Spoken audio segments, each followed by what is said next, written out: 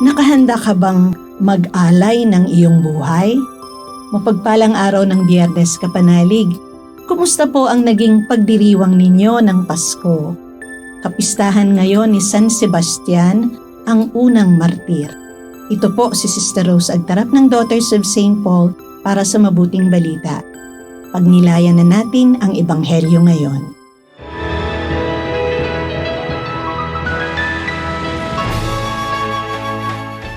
Sinabi ni Jesus sa kanyang mga alagad, Mag-ingat sa mga tao. Ibibigay nga nila kayo sa mga sinanggunian at hahagupitin kayo sa kanilang mga sinagoga.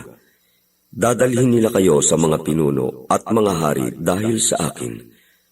At dapat kayong magbigay patotoo sa kanila at sa mga pagano. Pag iniharap naman kayo, huwag mag-alala sa inyong sasabihin. Sa oras na iyo'y ibibigay nga sa inyo ang inyong sasabihin. Sapagkat hindi kayo ang magsasalita, kundi ang Espiritu ng inyong Ama ang magsasalita sa pamamagitan ninyo. Ipapapatay ng kapatid ang sariling kapatid, ng ama ang kanyang anak, at isasakdal ng mga anak ang kanilang mga magulang, at ipapapatay sila. Kamumuhian kayo ng lahat dahil sa akin, ngunit sa pananatili lamang ninyong matatag, hanggang wakas kayong maliligtas.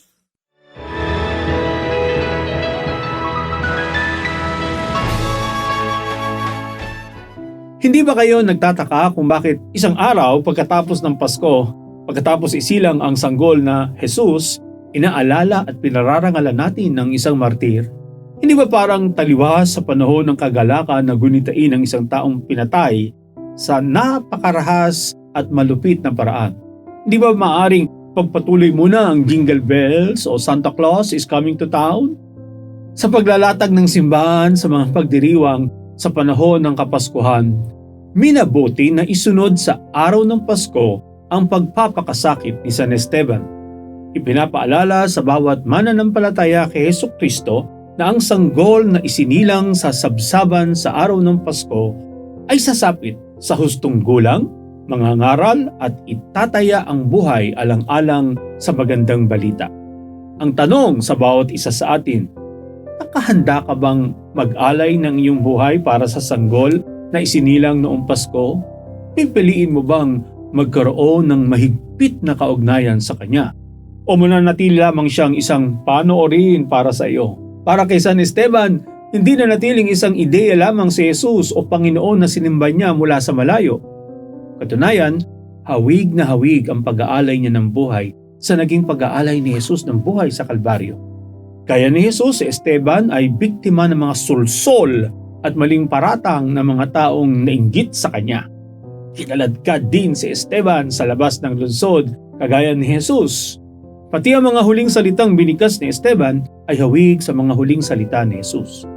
Panginoong Jesus, tanggapin mo ang aking espiritu.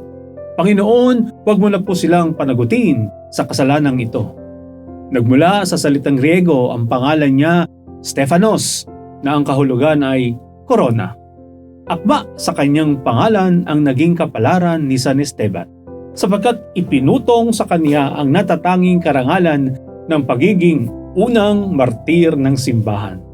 Ngunit huwag nating kalimutan ang kahulugan ng salitang martir. Hindi ito tumutukoy lamang sa mga taong dumanak ang dugo at nautas ang buhay para sa pananampalataya.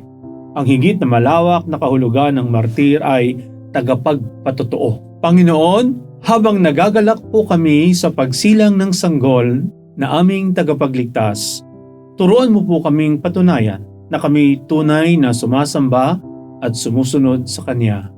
Amen. Mga kapanalig, maraming salamat po sa inyong suporta sa aming misyon, lalo na sa mga donors at sponsors ng Mabuting Balita.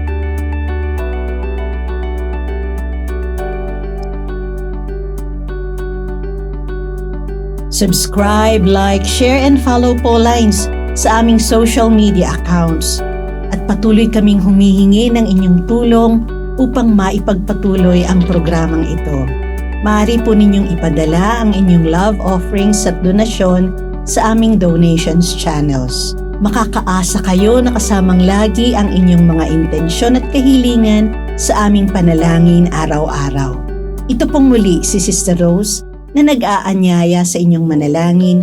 Banal na sanggol, pinawi mo ang kadiliman sa sanlibutan noong dumating ang iyong liwanag sa aming buhay. Pasinagin mo sa amin ang iyong paglingap upang makapamuhay kami bilang mga kapatid mo, ngayon at kailanman. Amen. We are here to provide a new way of communicating and proclaiming the gospel.